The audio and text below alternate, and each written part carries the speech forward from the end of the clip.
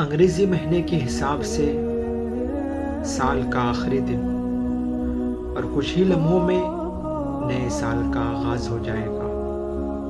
ویسے میں آخری رات میں نہ جانے کتنے لوگ گناہ کرتے ہیں، عیاشی کرتے ہیں، دوسرے کا دل دکھاتے ہیں، کتنوں کا دل توڑتے ہیں، ہر وہ ناجائز کام کرتے ہیں جس سے اللہ ناراض ہوتے ہیں، اللہ کے رسول ناراض ہوتے ہیں۔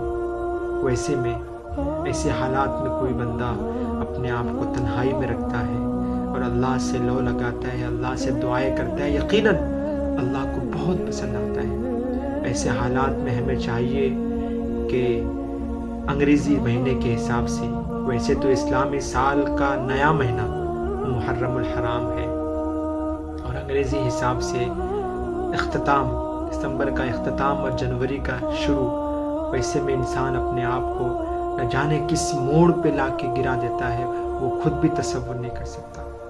تو انسان کو چاہیے کہ اپنے آپ کو ان تمام گناہوں سے بچائے۔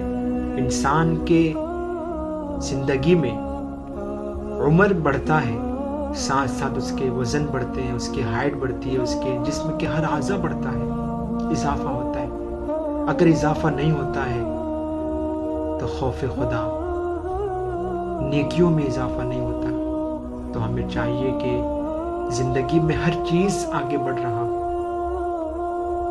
اللہ سے ڈرے، توبہ کرے اور کچھ نہ کچھ نیکیاں اللہ کے لیے کرتے رہیں۔